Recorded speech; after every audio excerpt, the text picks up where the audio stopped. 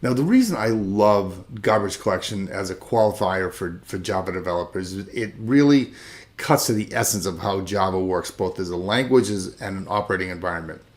So let's think of an everyday example and compare the way Java works to the activity in an airport. Now, the air traffic controller is like the JVM, oversees all the activity in and out of its space. And so all the planes are like objects assigned a certain task and needs a given resource for it to complete its task. In the case of the plane, it's fuel. In the case of an object, it's memory.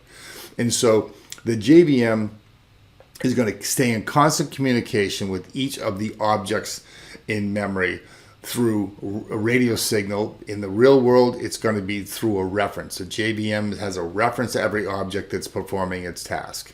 But when a plane is done, it lands, the air traffic controller doesn't need to talk to it on the radio anymore, the same way the JVM doesn't need to have a reference to an object that has completed its task.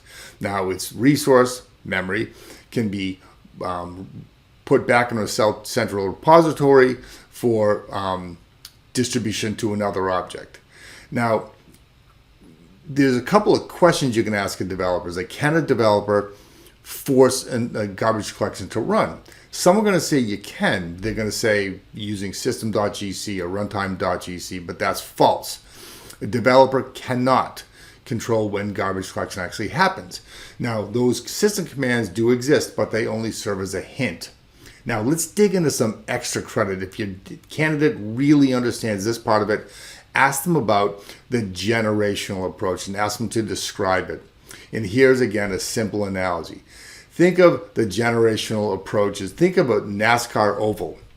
And the racetrack, the interior of the racetrack is like the heap, a memory space where all the objects doing their work are being deployed, and the JVM is going to keep track of them. Now, playing the role of the JVM in this case is going to be a helicopter. It's going to be keeping an eye on all the objects that have a reference to it, knowing that it's still doing its work. And so the heap is broken up into different sections. There's a young generation. So think of, like, there's 3 dumpsters in the infield.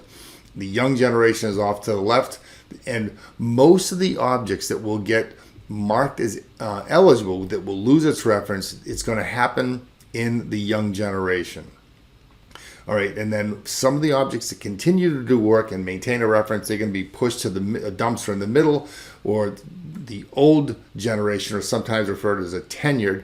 And then the objects that keep doing work are going to get finally pushed to the permanent generation, or the perm gens. Picture a dumpster on the far right.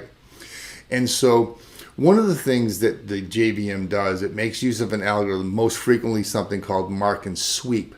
And so it's a constant activity. So they're always looking for an object that is eligible to have its memory reclaimed.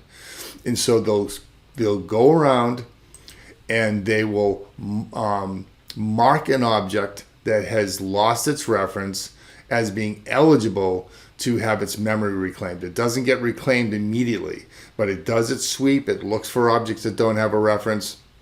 And when they get marked, the next time it runs, when they have enough available objects, they'll go do a sweep through the entire system and take up all the memory and put it back on the heap.